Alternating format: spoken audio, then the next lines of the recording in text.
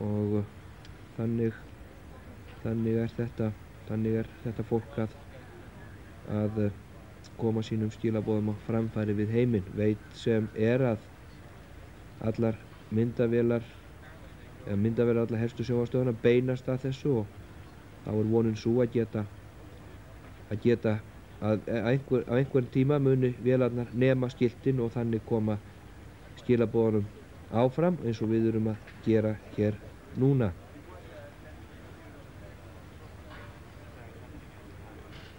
Og klukkan er að verða korter yfir og þarna sjáum við aftur þetta tryggið hlutleysi Íslands.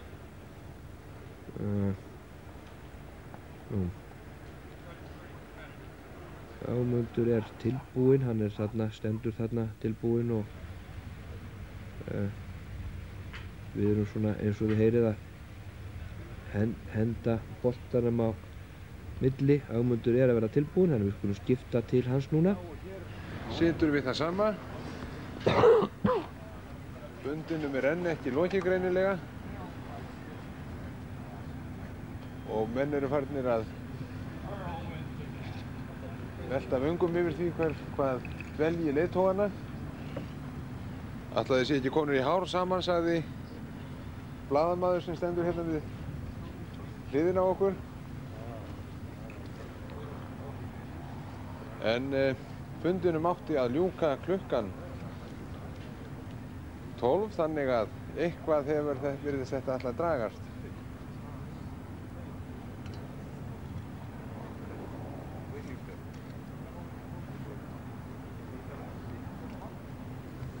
Og hér stöndum við og getum ekki annað.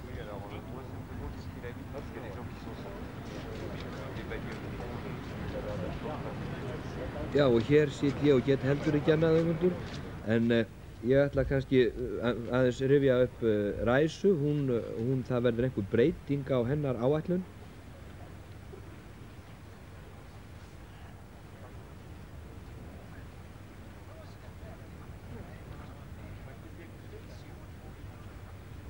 Já, það var verið að segja mér að styttan þarna fyrir framan Höfða væri eftir Sigurjón Ólafsson og héti Öndvegis Súlur. Þá vitum við það. Nú, já, ég ætla að segja ykkur frá því að Ræsa Gorbachova, hún breytti sinni áætlun. Hún fór austur fyrir fjall, fór austur að Búrfelli, hitti þar ábúendur þar, kemur sín í bæinn aftur um hádegisbilið, og það er jafnvel talið að hún muni verða á þessum blaðamannafundi með manni sínum. Ég held ég komið því að Ræsa er starfandi prófessor í heimspeki og túlkur hennar í þessari ferð er Mikael Streltsov, sem var sendiherra Sovétríkjanna á Íslandi 1979 til 1984 og talar Norðurlandamálin og ensku, og það vakti athygli að þegar hann fór héðan að þá sem sagt skömmu síðar að þá var hann komin í föruneyti Gorbachevs á Genfarfundin í fyrra, og svo kemur hann hingað núna, þannig að hann virðist gegna ábyrgðarstöðu eða trúnaðarstöðu störfum hjá Gorbachev og standa Sovétleiðtogunum mjög nálægt, og menn sem þekkja hann vel, menn eins og Gunnar Flóvens í Síldúrútusnefnd sem átti mikið samskipti við hann þau ár sem hann dvaldi hér, og ýmsir aðrir hafa velt vöngum yfir því að það muni meðal annars vera fyrir hans tilstilli, allavega hafa hann ekki lagt menn til þess að koma hingað til Íslands og hittast. Nú, við erum náttúrulega á kafi hér að vinna fréttir fyrir fréttatíma kvöldsins, og þar verðum við náttúrulega með fréttir af blaðamannafundinum í Háskólabíói, og við erum með fréttum orðróm sem var að einhverjir hryðjuverkamenn hefðu verið að reyna að komast til landsins. Nú þessi tilraun Siriusmanna til að ryðjast inn í Reykjavíkurhöfn, og Joan Baez sem var í beinni útsendingu á tónleikum í gær, hún mun hafa heimsótt Nóbelskáldið í morgun og við vonumst til að geta sýnt frá því. Margrét Henriksdóttir er í för með Ræsu Gorbachevu og hún segir okkur frá því. Við erum síðan að skoða svona ýmis mál snerta friðinn. Það eru sýning úti í Melaskóla, held ég með að segja, af bréfum frá börnum sem hafa borist, tugir ef ekki 100.000 bréfa frá börnum sem hafa borist í friðarskyni. Larry Speakes náttúrulega verðum við með, blaðafulltrúa Reagans, og auðvitað fundin hjá það sem við getum, brottför Reagans, og svo ætlum við að sýna ykkur aðeins svona frá því sem hefur verið gerast í sjónvarpsheiminum, þessi feiknalega umfjöllun og útsettingar gervihnettum víða veröld sem hafa verið frá þessu blessuðu landi okkar, sem allt í unni orðið eitt vinsælasti. Og við vorum að tala það á fundi sem við vorum á fréttamennir hérna í morgun upp úr 8, að það væru bara örfáar undantekningar sem við fréttum undan úr heimi, að það var einhver neikvæð umfjöllun. Þetta bara bókstaflega 96–97% jákvætt, og Íslendingar sem búa í Bandaríkjunum eða íslenskum ættum ef að þekkja Ísland, að þeir hringja daglega heim til ættingja sinna bókstaflega klökkir og með kökk í hálsinum yfir þessari yndislegu umfjöllun, og þarna bara sitjið í stofunni í Seattle í Washington eða einhvers staðar í North Dakota, og það sé bara Dómkirkjan og Alþingishúsið í baksýn í beinni útsendingu, og menn hafa talað að Peter Jennings, fréttastjóri ABC fréttastofunnar, að hann hefði ekki talað betur Ísland þó hann hefði verið á launum hjá ferðamálaráði og ríkisstjórninni til að hrósa okkur. Hann óskaplega hrifinn af landi og þjóð og hefur verið óspar á að láta það koma fram.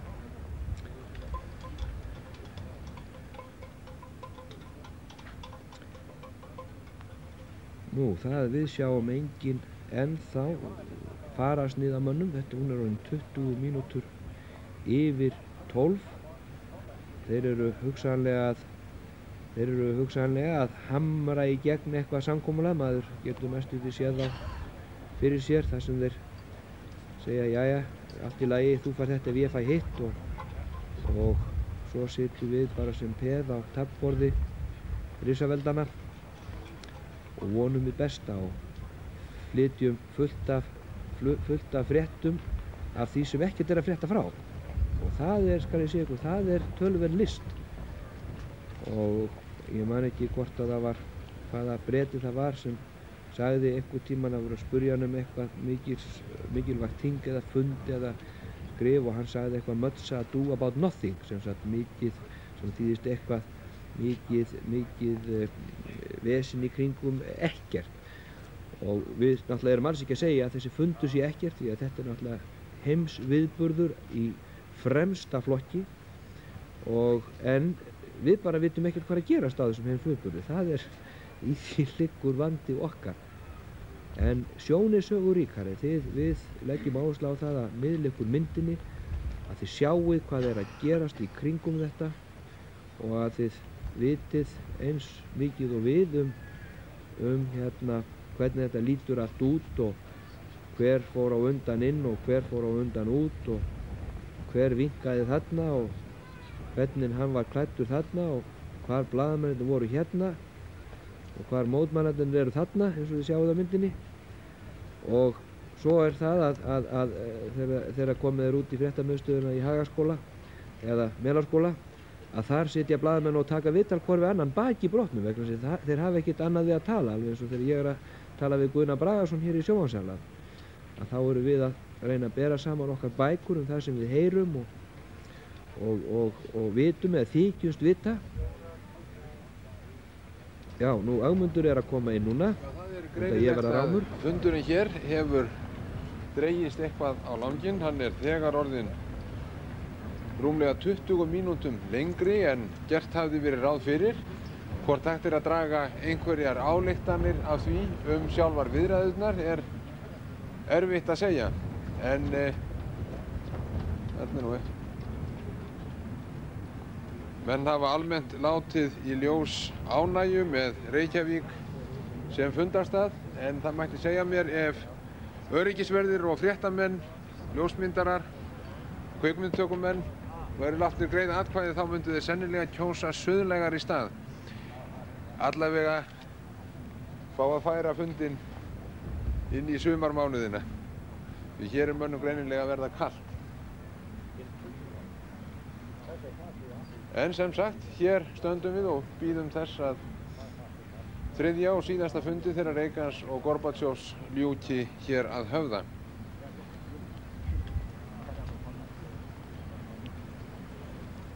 Já, ég heyrði ekki betur en það væri að byrja glamara svolítið tennundar í Ögmundi, en hann er ýmsu vanur. Nú, ég var að segja ykkur frá því að Ræsa hefði farið að Búrfelli fyrir austan fjall í heimsókn í morgun. En það er sem sagt, þar er fjárbúskapur. Hjónin sem þar búa, Böðvar Pálsson og Lísa Thomsen, eru með 260 kindur á fóðrum yfir veturinn og 10 til 15 hross.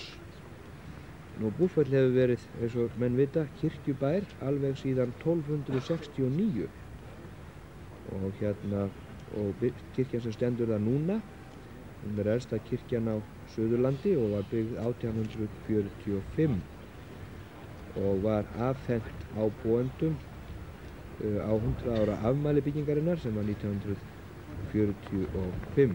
Og Böðvar bóndi, hann er meðhjálpari og hefur verið líka organisti kirkjunar í mörg ár. Já, ég veit ekki hvort við ættum á þessari stundu, maður hefur þá tilfinningunni að þeir geti farið að koma út á hverju stundu. Við erum með frétt, Greenpeace frétt, tilbúna til sýningar. Nú, hér er Ólafur Sigurðsson að senda mér frétt frá hérna svona dæmigerða fréttum þar sem að kemur frá miðstöð, frá sem þessari fréttapúl eða fréttamiðstöð það sem sendur. Það er maður frá Time Magazine, tímaritinu Time, sem undirskrifar Stanley, og hér segir svona í lauslegri þýðingu að fréttamannavagnin hafi komið að bústað sendiherrans við Laugarsveg klukkan 9:30 og meðan verið var að hita upp bílan í bílalestinni þá horfðu fréttamenn á Ken Adelman og Max Kampelmann labba að sínum bílum. Spurður hvernig á þeim lægi, sagði Adelman í dýra veiðimanns hatti aðeins. Þetta er ekki búið fyrir það er búið. Nú, Kampelmann kvartaði yfir því að hann og vinnuhópur hans hefðu verið að störfum þar til klukkan 5:45 í morgun og hefðu ekkert getað sofnað. Nú, svo segir hér að einhver ráni sem einnig sé í bíl með þeim hafi komið út og þakkað Kampelmann fyrir að vekja sig þennan morgun. Síðan hafi bílalestin farið frá sendiherrabústaðnum klukkan 9:10 og ekki verið mjög áhugaverður bíltúr. Síðan segir hér at Hope House, eins og þeir segja, voru 50 mótmælendur og svona forviti fólk sem hélt á litskrúðugum skiltum handan við götuna. Þeim var haldið aftur af keðju fólks af fólki í rauðum eða appelsínugulum vindjökkum sem eru náttúrulega hjálparsveitamennirnir, og fréttamenn hafi verið of langt í burtu til að sjá Reagan fara inn í Höfða House, eins og segir, og hann var allt of langt í burtu til þess að hægt var að spyrja hann nokkra spurninga. Svo segir hér einni línu: Gorbatsjov kom á eftir Reagan, kom að Höfða nákvæmlega klukkan 10. Þannig að þarna sjáu þið nú við hvað heimspressan hefur við að stríða. En þetta er svona eitt dæmi það þegar menn er að senda fréttir til starfsbræðra sinna, því að þessi sem er í þessum fréttamannahópi sem fylgir forsetanum, þetta eru bara nokkrir menn, hvort það eru 20 menn eitthvað svoleiðis, 20-30 menn sem eru, en þeir þurfa að láta alla aðra vita og segja þeim frá öllu sem að þeir sjá, og svona skipta menn þessu á milli sín. Já, ég var að segja ykkur hérna áðan frá Ræsu til hérna Búrfells. og það segir meðal annars að Böðvar Pálsson sé náskyldur Eddu Guðmundsdóttur, eiginkonu Steingríms Hermannssonar, og það segir að Lísa Thomsen sé framarlega í samtökum íslenskra kvenna. Ekki veit ég hvort þetta er kvenréttindafélagið eða hvort að þetta er kvennalistin eða hvort þetta eru samtökum kvennalista, en í einhverjum kvennasamtökum. Þannig að það er sagt að þau eigi mikið sameiginlegt. Nú jæja, nú fara menn inn. Við heldum að menn ætti að fara að koma út. Nú hlýtur eitthvað að vera að gerast. Nema þessi að fara inn til að sækja á.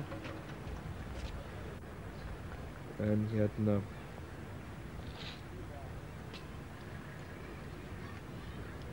já, ég ég held við ættum kannski, áður en ég fer í algjört strand, að hvort við ættum ekki að sýna okkur frá þessum hávaða sem varð á Greenpeace, og úr því að menn eru að fara þarna inn, að þá ættum við að geta tekið smá áhættu á það, og við bara klippum þá strax á höfða þegar við sjáum að herramennirnir fara að tíja sér til brottfarar. Ef við að skipta þá yfir á Hall Hallsson og Greenpeace, þetta var mikið uppistand og stöðvuðu Sirius út af Gróttu.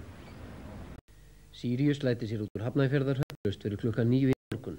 Skipin Óðinn stöðvuðu skipið norður af Gróttu það bil þegar Reagan og Gorbachev voru að setjast að fundi. Þá höfðu landgæslunnar og héldu stíft fram þeirri ákvörðun sinni að ætla að sigla til Reykjavíkur. Varðskipin 2 vörðuðu Sirius í leið og endaði viðureignin með því að 12 varðskipsmenn af Óðni fóru borð og yfirtóku Sirius, en Ólína Þorvarðardóttir var vestur í Örfirisey þegar glíma stóð sem hæst og hún tekur nú við. Og hér úti á Flóanum, rétt á meðan, þriðji og síðasti fundur þeirra Reagans og Gorbachev stendur yfir, gerir Sirius, skip grænfriðunga, enn eina tilraunina til að þröngva sér nær landi.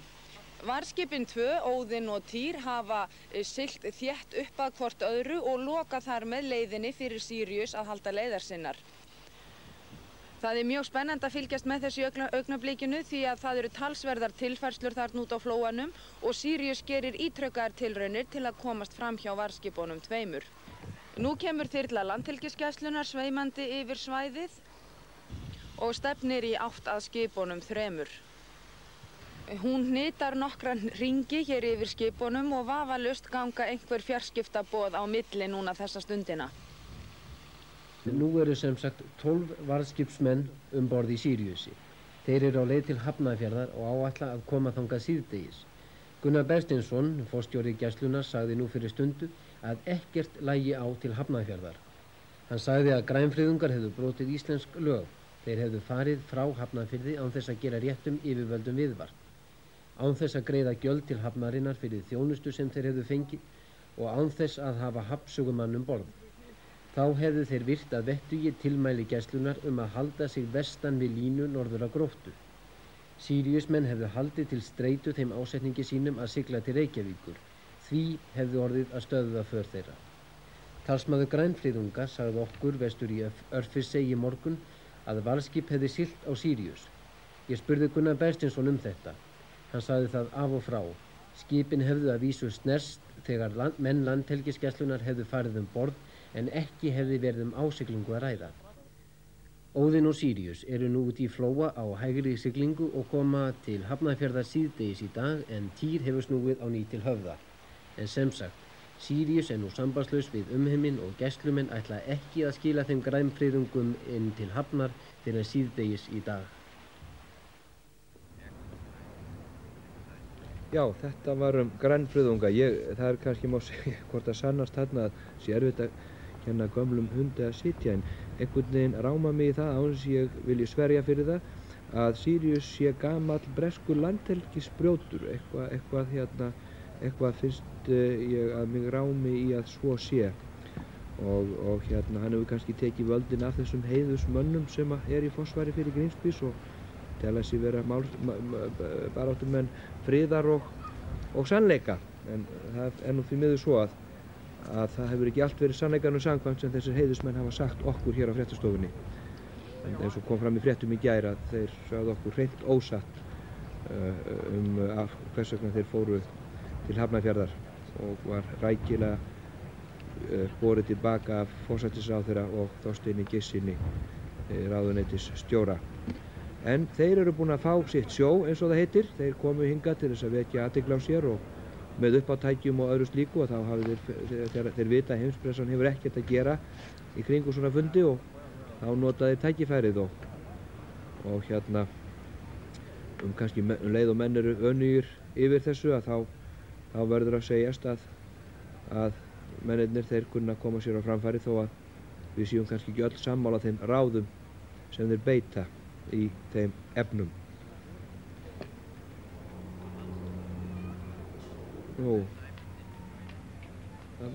Þarna slaknaði á mélin okkar tíma, en það kom engin út á meðan, þannig að það varð ekki að sök. Við erum að nota þennan danska bíl í fyrsta skipti og hérna okkar menn eru ekki kannski almennilega og alveg vanir öllum þeim tækjum, en myndin af Höfða þarna er falleg með Esjuna og Akrafjallið og Skarðsheiðina í baksýn, og hérna það hefði verið gaman að heyra hvað Sigurður Heitinn Þórarinsson, hvað hann hefði ort þetta. Já, nú mér er sagt að okkar kraftaverkamaður Rúnar Gunnarsson og einn myndatökumaður séu með einu, hitt sé mannað af frændum okkar og vinum Dönum, og við erum þeim þakklátir fyrir að hafa látið okkur í té þennan bíl, þannig að við getum gert okkar hlutverki gagnvart ykkur sem heima sitjið og fylgist með allt land.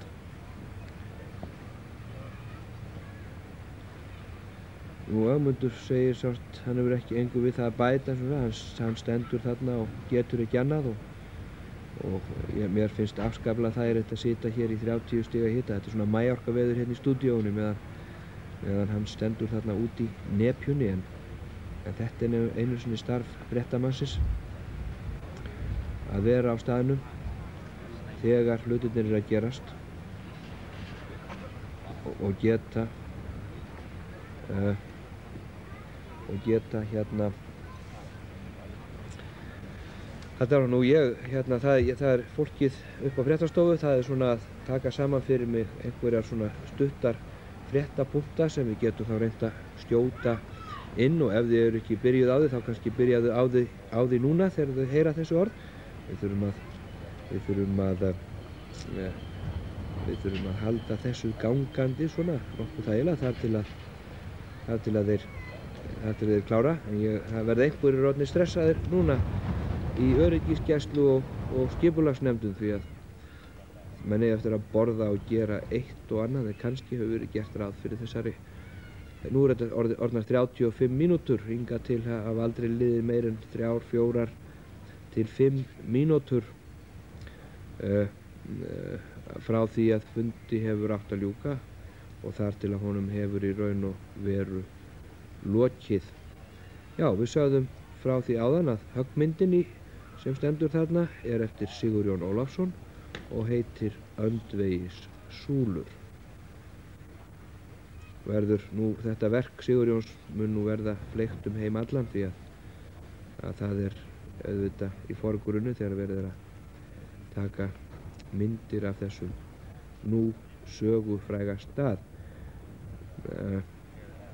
Það geti orðið interessant að halda miðilsfund í Höfða eftir eins og 1-2 daga, og ég væri jafnvel tilbúin að senda mann og lið þangað ef við getum náð einhverju sambandi við þá sem þar eiga að búa, og þeir getur kjaftað í okkur því sem gerðist þetta bak við þessa veggi.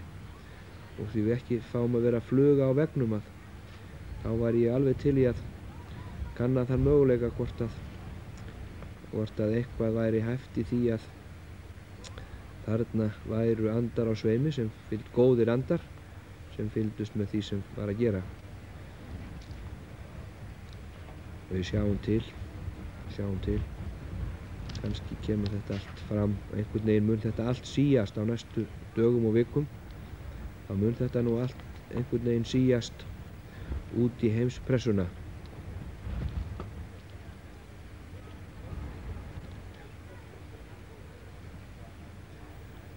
Nú, við ætluðum hér, ef allt hefði verið á áætlun, að sýna ykkur hér á milli þar til við förum í loftu með blaðamannafund Schultz. Þá ætluðum við að endursýna, ef við hefðum náði Joan Baez til að fá leyfi hjá henni til að endursýna konsertinn sem var sjónvarpað beint í gær. En hún er líklegast einhvers staðar á flakki hugsanlega með Nóbelsskáldinu. Þannig að við höfum ekki heyrt frá því hvort megum það, en við erum með ýmislegt efni, uppfyllingaefni tilbúið. Uppfyllingaefni, það er bæði tónlist og Bjarni Freyrisson er náttúrulega með alla skápa hjá sér fulla af fínu íþróttum og menn sá í morgun að það var geysilega skemmtileg marka sirpa frá danska landsliðinu og frá ferli Maradonu og það var alveg eins og þið sem heima sátuð heyrðuð að heyra hérna argentíska þulinn viðbrögðin þegar Maradona skoraði. Að það var bara eins og Kristján Jóhannsson á HF-síðinu í óperunni í gærkvöldi.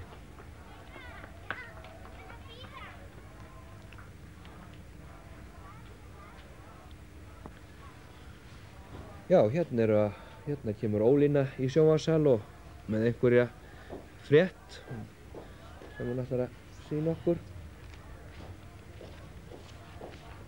Já, þetta er hérna hérna börnin og unglinga og friðarmálin og ég held við ættum bara að láta það senda ykkur það út og ef þeir eru tilbúin þá segir hér fréttinni: Íslensk æska lætur þennan leiðtogafund ekki fram hjá sér fara og hefur yngsta kynslóðin á undanförnum verið virk í umræðinu friðar og afvopnunarmál. Í gær gengu nokkrir fulltrúar reykvískra grunnskólabarna í sendiráð Sovétríkjanna og menningarstofnun Bandaríkjanna þar sem þau afhentu ályktun grunnskóla og félagsmiðstöðva í Reykjavík afvopnunarmál. Í ályktuninni var skorað á stórveldin að sjá sameiginlega eyðingu kjarnavopna og minnka fjárveitingar til hernaðarmála. Nú ykkar tækifæri, Reagan og Gorbatsjov, að láta rætast drauma heimsins alls okkar unglingan og þeirra manna sem hafa helgað sér friðarbaráttu allt sitt líf kjarnorkulausan heim, segir í ályktun barnanna. Ályktun þessa höfðu unglingarnir samþykkt á málfundi sem haldinn var í Tónabæ og var tileinkaður leiðtogafundinum. Málfundurinn var loka áfanginn í félagsmálanámskeiðinu á vegum æskulýðsráðs fyrir nemendaráð grunnskólana og unglingaráð félagsmiðstöðvanna.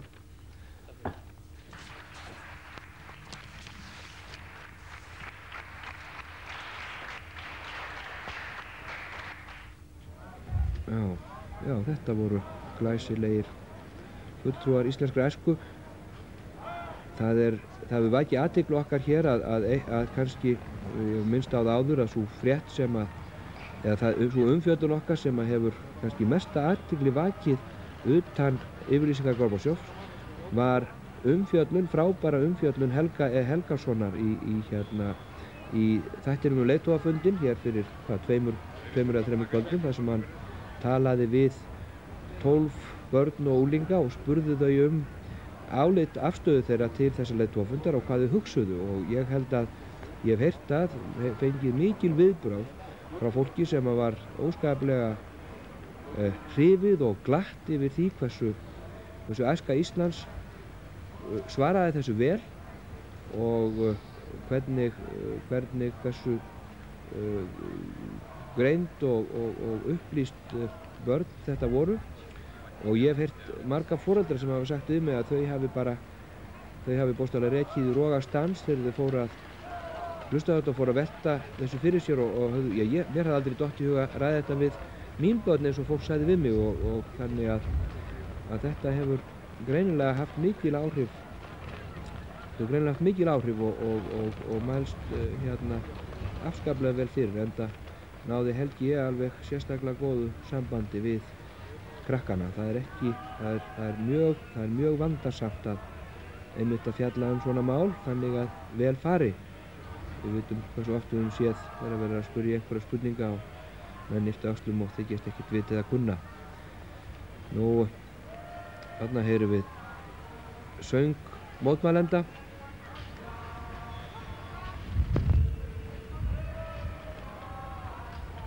Þetta er nú greinilega margratað.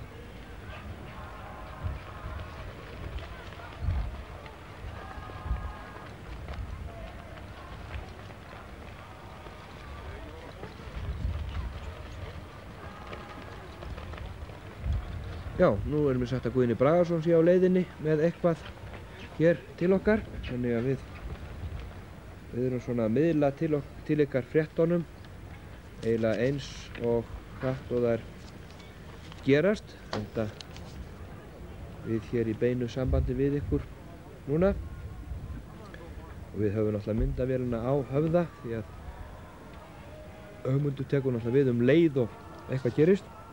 Hvað segir þú, Guðni? Ertu með eitthvað svona? Já, það nú svo sem ekki mikið að frétta. Nú eru allir í biðstöðu eins og við sjáum og allir bíða eftir því að leiðtogarnir komi þarna út. En það virðist aðeins hafa færst harka í þetta litla stríð sem stórveldin eiga í varðandi fréttaflutning af leiðtogafundinum. Og eins og við töluðum fyrr í dag þá hefur verið algjört fréttabann en komið hefur í ljós að Bandaríkjamenn segja núna að Rússarnir hafi brotið þetta fréttabann alltént 3 sinnum.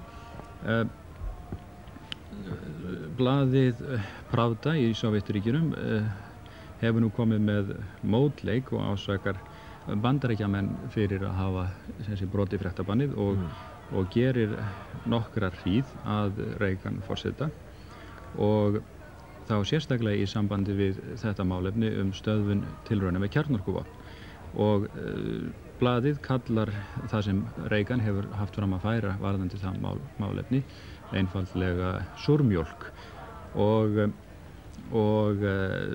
fjallar nokkuð nánar það sem Bandaríkjamenn hafa haft fram að færa varðandi þetta sem þeir sem kalla súrmjólk eða súra mjólk í nýjum flöskum og tala þá aðalega það að Bandaríkjamenn virðast vera reiðubúnir eða leggja áherslu á það að þeir séu reiðubúnir að fara eða hverfa aftur að því að endur staðfesta samning frá 1974 sem takmarkar fjölda tilrauna með kjarnorkuvopn en þetta eru gömul mál og er sem sagt ekkert nýtt segir Pravda.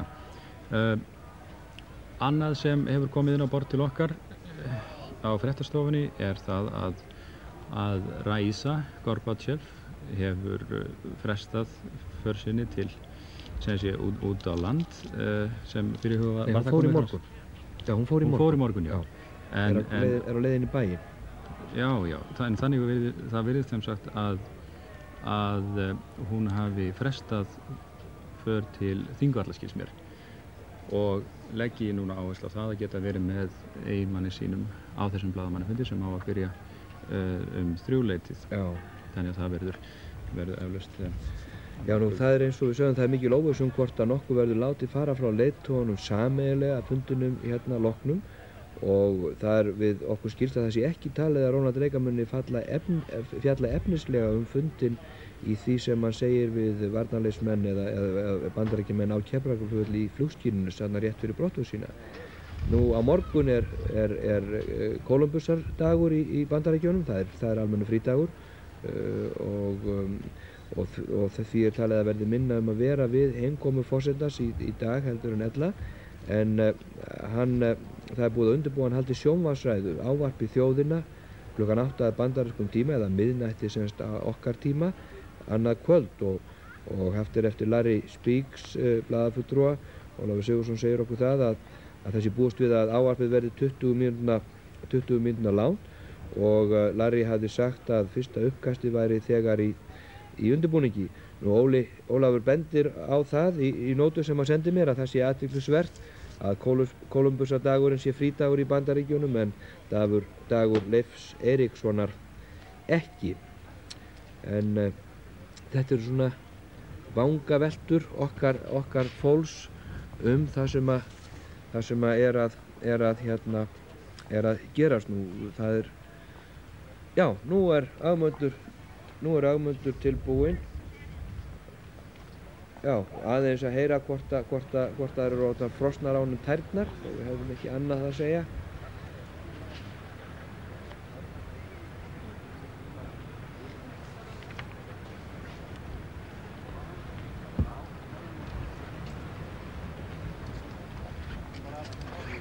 Já, hér er þess enn beðið að fundinum ljúki. Það er greinilegt að hann hefur dregist töluvert innan 3 stundarfjórðunga. Menn velta því fyrir sér hvað valdi þessu. Hér er farið að blása hressilega við höfða og menn velta því fyrir sér hvort það sé farið að blása einnig innandyra eða hvort að þessi töf er vísbending árangursríkar viðræður þeirra Reagans og Gorbatsjovs. Hér rétt áðan þá virtist vera einhver hreyfing sovéskir öryggisgæslumenn gengu inn í húsið bakdyramegin að því okkur sýndist. En sem sagt, hér eru menn að einfaldlega bíða eftir því að þessum fundi ljúki. Það hefur flogið fyrir hér að Raisa Gorbatsjova kunni að verða á fréttamannafundinum með Gorbatsjov í Háskólabíó síðar í dag. En hvort einhver fótur er fyrir þessum vitum við náttúrulega ekki hér. En sem sagt, hér standa menn og bíða þess að þessum 3. og síðasta fundi þeirra, Reagans og Gorbatsjov, ljúki hér að höfða. Og menn eru vægast sagt að gerast æði óþreyjufullir.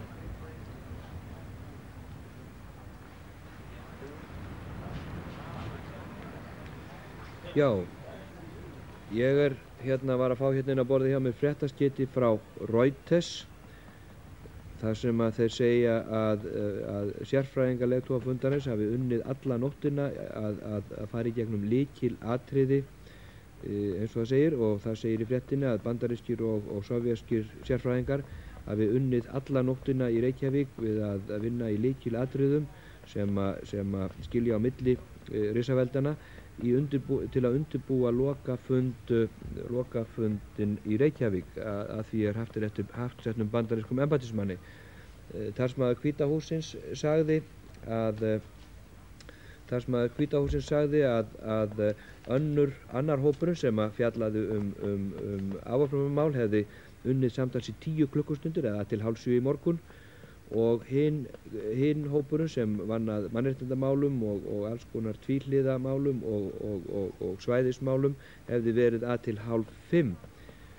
Og það er sagt að Gorbatsjov og Reagan hafi sett þessar nefndir á laggirnar að því virtist til þess að reyna að ná árangri í lausn ýmissa helstu vandamála í samskiptum Bandaríkjanna og Sovétríkjanna. Bandaríski embættismaðurinn, segir Reuters, neitaði að segja nokkuð nánar frá því sem gerðist á þessum fundum, en fréttastofan segir eftir sínu fréttamanni að þessar löngu fundir sem nefndirnar hafi haldið bendi til þess að þær hafi verið árangursríkar. Nú, hér er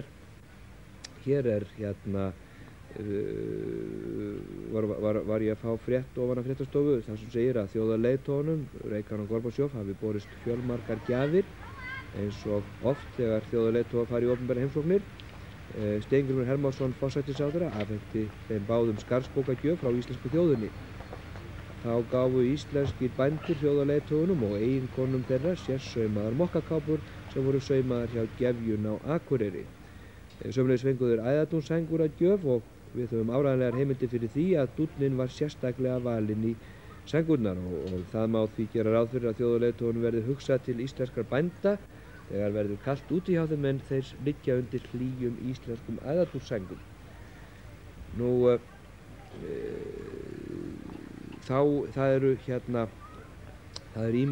ýmsar uppákomur í gangi í sambandi við kynningarmál og svoleiðis hér, þar sem að verður að reyna að nota þessa dvöl fréttamannanna til þess að auglýsa íslenskar afurðir og þannig að nota og þar meðal annars gefa íslenskir bændur í samvinnu við aðra glæsilegasta vinningi. Það er eitthvað nafnspjaldahappdrætti í gangi í blaðamennamiðstöðinni og þar sem menn stinga nafnspjöldunum sínum ofan í kassa og svo er dregið úr og sá sem og ferðin vinningurinn eða aðvinningurinn ferð hvaðan að sem úr heiminum fyrir 2 til Íslands og gistingu í halva mánuð eða eigin vali á Hótel Sögu og eða hjá ferðaþjónustu bænda.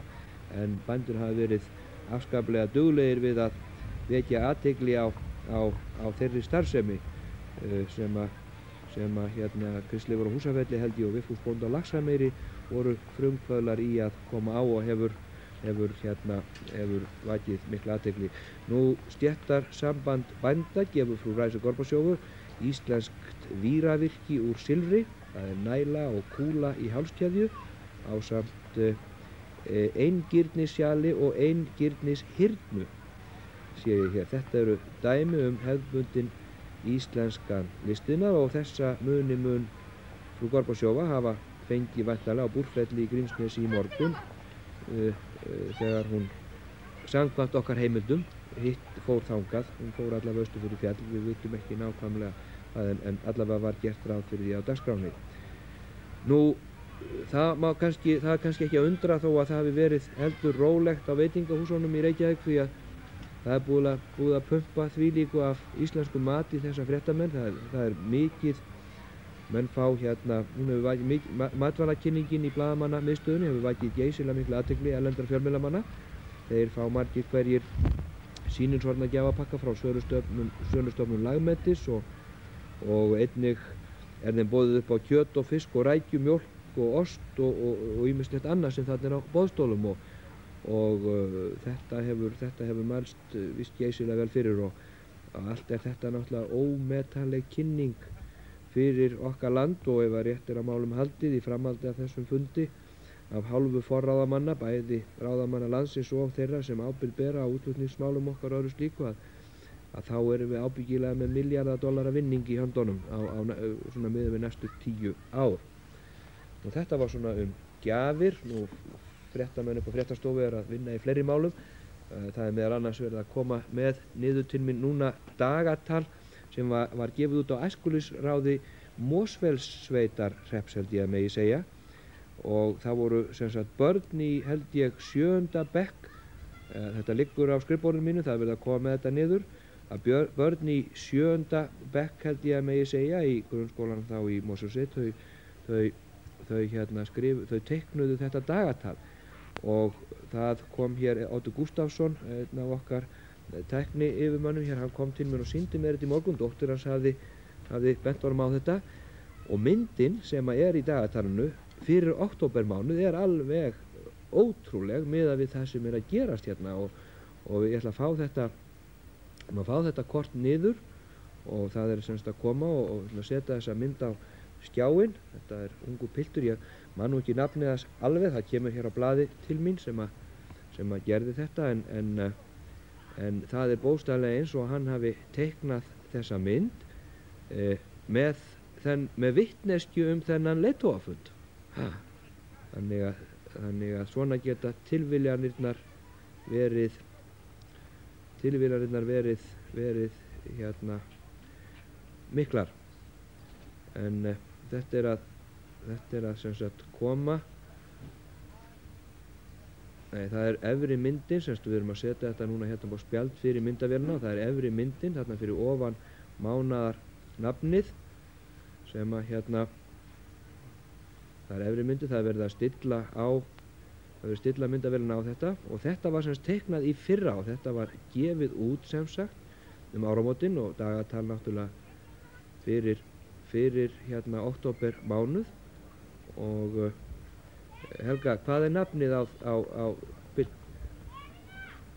hann heitir, þarna sjáu þið, þetta teiknaði hann í fyrra og ef við vikkum myndin aðeins þá sjáum við efst í vinstra horni Sigfús Rúnar Eiríksson 7.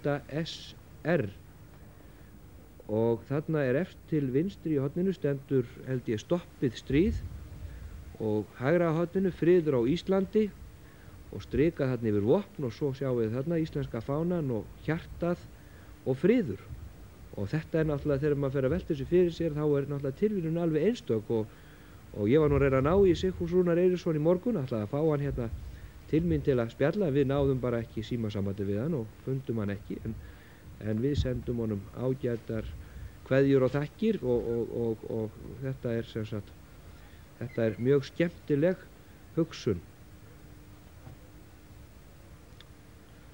Þetta var svona bara smá innskot en skemmtilegt. Og því að það er ábyggilega engum ofsögum sagt að það sem að í unga fólkinu, það sem hrærist í hugsuninni, að það er einmitt áreiðanlega mikill ótti við stríð og það vakti gífurlega athygli þegar myndir sem að Hinrik Bjarnason og þeir hér hjá Markaðs- og innkaupadeild sýndu þarna, ég held að hún heiti 8 daga, sem átti að sýna hérna hvað gerðist í Bretlandi í kjarnorkustríði og sú mynd hafði og leikinn væri og sett á svið djúpstæð áhrif á alla þá sem að það sáu og hefur vafalaust hvarflað að mörgum einmitt í öllu þessu ati í kringum þennan heims viðburð okkar. Nú, það er klukkan orðin 1 og það er hálftími það að Schultz segi að fara í loftið með beina útsending á blaðamannafundi, þannig að það er eitthvað mikið að gerjast í Höfða. Ég held að ég man ekki eftir því allavega í seinni tíma að á svona fundum að það hafi orðið, þeir eru búin að tala saman núna saman þessu í 7 klukkutíma í gær og dag og þessi fundur er nú að byrja að falla yfir á 4. klukkutíman, þannig að eitthvað er greinilega að gerast þarna innan dyra milli þeirra Gorbatsjovs og Reagans og við vonum auðvitað öll að það verði góðar fréttir sem að þaðan verði að hafa en ég get alveg lofað ykkur því að það er ýmsir sem sjá skipulagningu og framkvæmd mála og að dagskrá verði haldið að þeir eru farnir að nötra núna og líta á klukkuna og velta fyrir sér valkostum hvað eigi að gera til þess að breyta hlutunum og þannig að þetta megi allt vel framfara.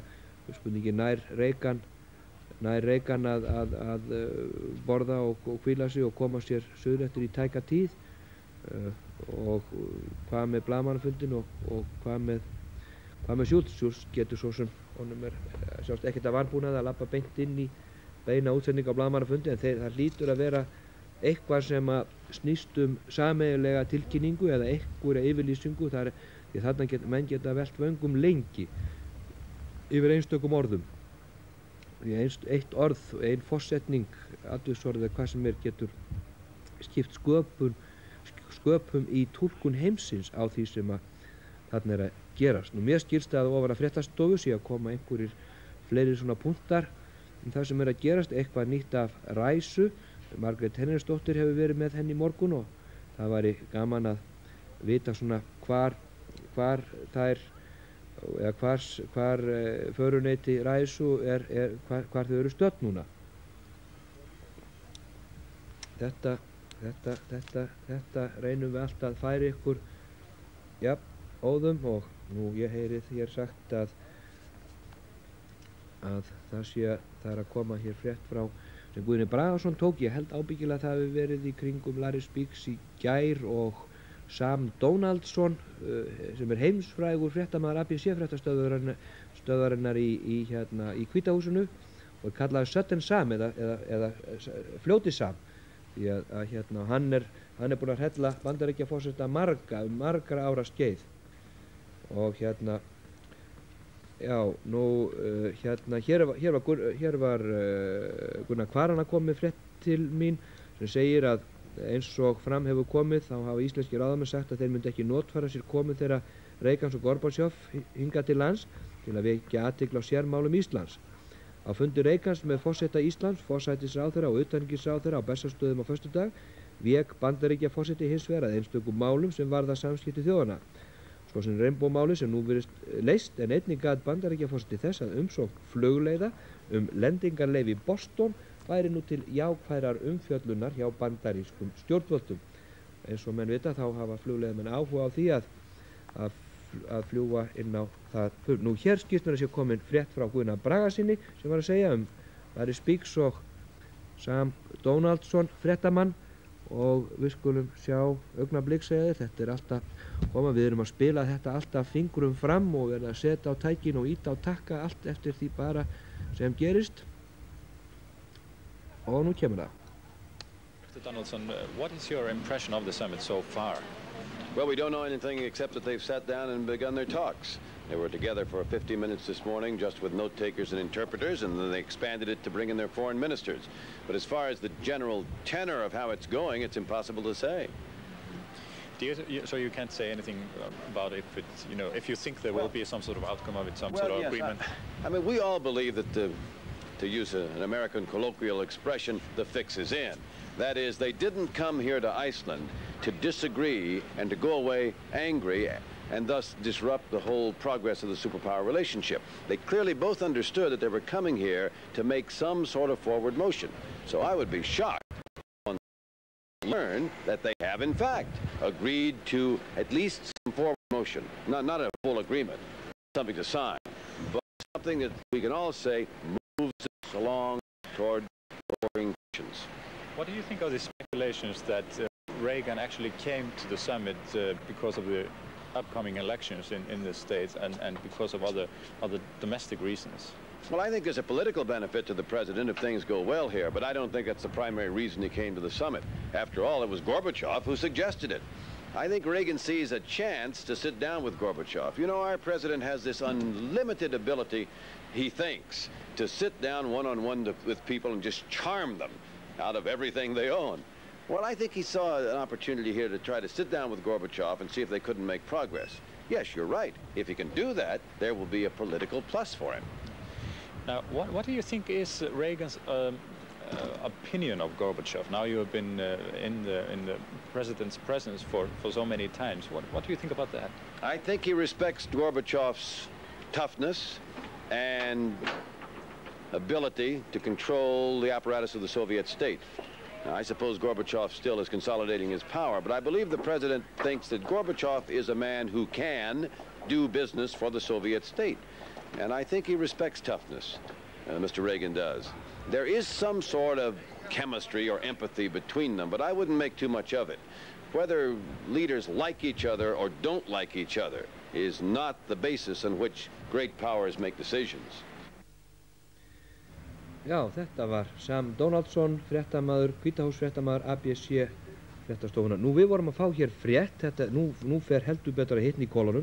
Það er búið að fresta blaðamannafundi Schultz. Þetta vorum við að heyra, hann átti að byrja, eins og ég sagði ykkur áðan, hann átti að byrja eftir 25 mínútur, en það er semst búið að fresta honum núna. Við erum að reyna að leita nánari frétta, hvaða tíma mun þetta hefur í för með sér. Mér hrýst nú satt að segja hugur við það að ef hann frestaði því nú kannski til 3 líka, þá það Gorbachev, Schultz og Reagan allt í einni köku. Þannig að það yrði svona, þetta yrði bara semst klippimyndir, en það er semst verið að kanna þetta upp á fréttastofu og við vonumst til þess að fá nánari fréttir af þessu, en það er alltaf, enda gengur dæmið ekki upp sko að pressan, eða blaðamennirnir komist frá Höfða og geti komið sér fyrir niður á loftleiðahóteli á þessum tíma. Ég meina, nú klukkan að byrja að ganga 2 og hérna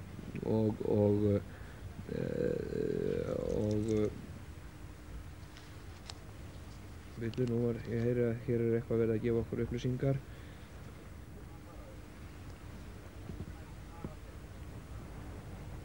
Já, en hérna, nú það verið að kanna þetta nánar við væntanlega Larry Speakes, talsmann Hvítahússins. Þeir eru í sambandi, beinu sambandi við allt sem gerist í Höfða. Við sjáum það ekki, en hérna á sem sagt suður enda Höfða, þarna gaflinn sem við sjáum, að þar er lagt svörtum jeppa, hann er bak við þennan skjerm þarna, og það er sem sagt samskiptamiðstöðin sem er inn í húsið. Og þessi samskiptamiðstöð hefur valdið ýmsum blaðamönnum erfiðleikum vegna þess að þetta hefur truflað radíómerki.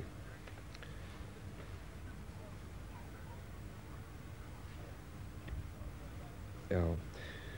Nú, ég var að frétta hér að við værum búin að fá leyfi frá Johan Baez. Hrafn Gunnlaugsson var að senda mér til skilaboð að það væri leyfi frá Johan Baez að endursýna tónleikana hennar frá því í gærkvöldi. Við ætluðum að gera það milli 12 og hálf 2 en við sem sagt höfum leyfið og við munum sýna ykkur þessa elskulegu söngkonu og miklu listakonu við fyrsta tækifæri, hugsanlega þá síðar í dag. En stóra fréttin sem núna er þessi, það er búið að fresta blaðamannafundunum með Schultz. Við höfum ekki fengið neitt frestun á blaðamannafundunum með Rússunum sem er ennþá á dagskrá til klukkan 3. En það er hugsanlegt, það getur allt breyst, það getur alveg farið svo að það væri verið að semja einhverja sameiginlega yfirlýsingu sem hugsanlega þá yrði kynnt sameiginlega án þess að við gerum okkur grein fyrir því. Ég held að menn hérna að það hafi svona þessi rólegheit sem að ríkja í þessu landi okkar og hversu raunar þjóðin lætur sér fátt finnast annað en það auðvitað fylgjast með þessu í sjónvarpi og vona að þetta gangi allt vel og leggja sitt lóð á vogarskálinnar að þetta gangi allt saman. Að ég held að það séu allir orðnir miklu afslappaðri heldur en þeir voru þegar þeir komu hér fullir væntingar og margir náttúrulega haldandi þeir var að koma í eitthvað eskimóa þjóðfélag sem hér byggi en allir eins og Steingrímur Hermannsson sagði á blaðamannafundi með erlendum fréttamönnum í sjónvarpssal sem við tókum upp á 5. daginn. Þetta rennur nú orðið allt í eina þoku.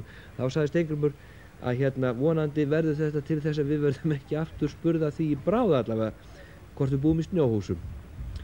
En það eru ótrúlega margir sem halda það að við búum í snjóhúsum en lítið dæmi hvað svona atburðir geta haft að segja að þegar Spassky Fischer teldu hérna árið að þá árinu seinna var ég staddur í fríi í Acapulco í Mexíkó og þar við ströndina eru litlir sætir strákar sem eru að reyna að selja ferðamönnum alls konar varning og svo kom þetta eitt lítið 8-9 ára polli og fædd sölumara guðsnára og var að reyna að selja með teppið eitthvað svoleiðis og á alveg svoleiðis okurverði og ég var nú ekki alveg á því að semja við kauða og okkar samskipti lauk með því að hann spurði mig, herra minn, hvaðan ertu?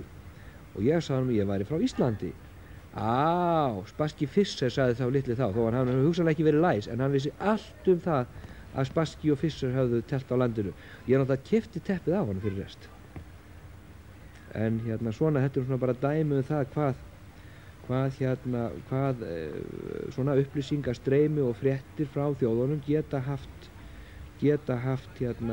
gífurlega mikið að segja. Þarna var sem sagt lítill ólæs snáði á fátækur á ströndinni í Mexíkó en hann vissi Spassky Fischer.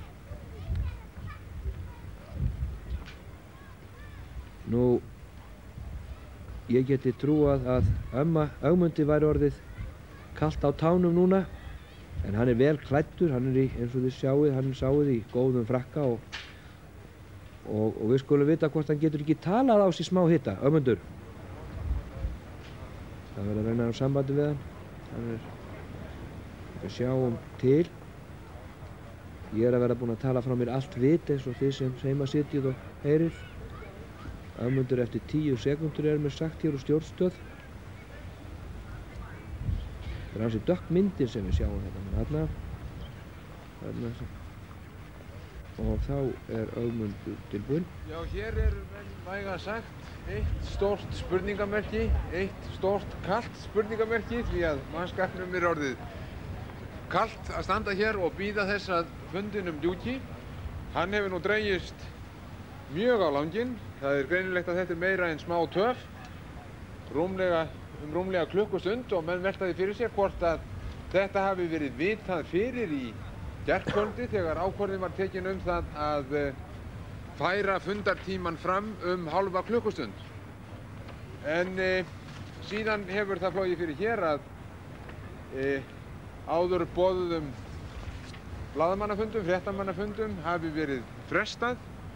Fundi Schultz með fréttamönnum sem átti að hefjast að því er ég held klukkan 1:30.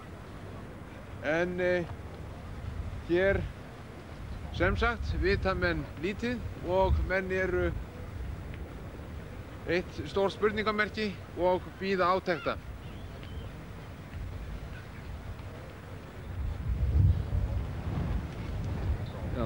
vonandi hefur Ögmundi hlýnað eitthvað við að hafa eitthvað að gera, menn standa þarna greinilega og berja sér til hita.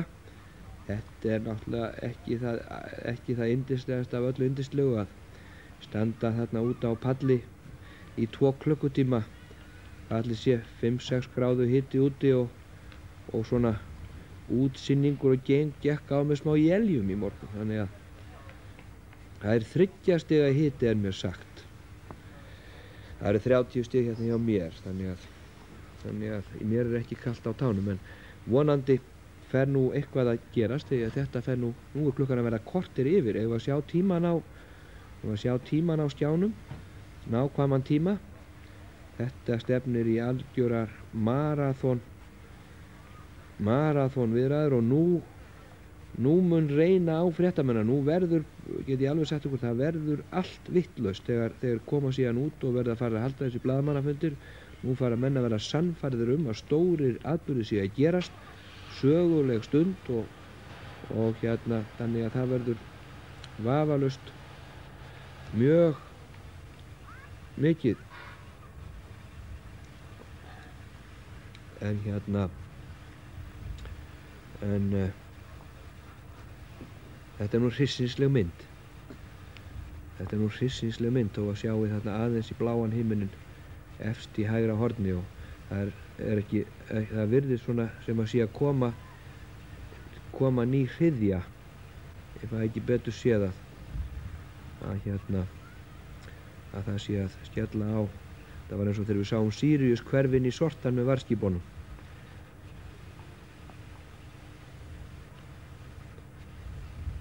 Og það er, mér sýnist vera að menn vera farnir að fara í myrkrinu að lýsa upp, kveikja á ljósum.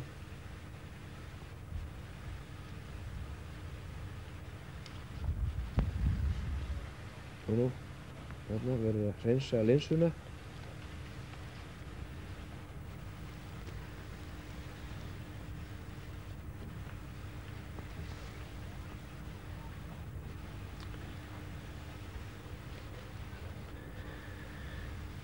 Já, það verður að undirbúa fleiri fréttir upp á fréttastofu fyrir okkur til að við getum svona reynt að láta ykkur vita það sem er að gera.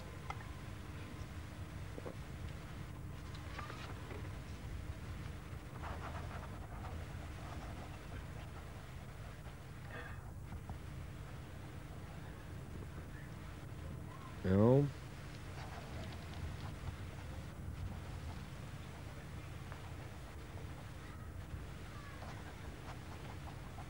Ég er að fá einhverja frétt.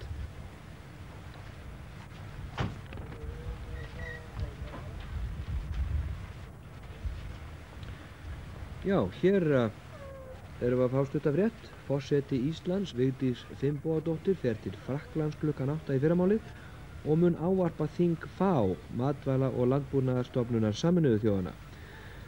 Forsetinn verður í burtu í 1 viku og í för með henni verður Halldór Ásgrímsson, sjávarútvegsráðherra.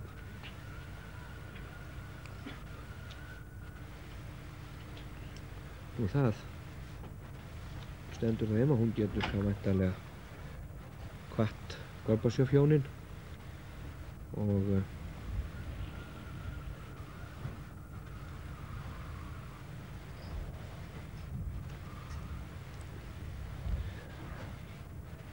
en hérna nú fer eitthvað að gerast væntanlega því að klukkan er að verða 1:30 og það, já, samkvæmt öllum kokkabókum þá bara getur fundurinn ekki staðið lengur. En kannski er verið að skrifa hérna nýja kokkabækur. En það er allavega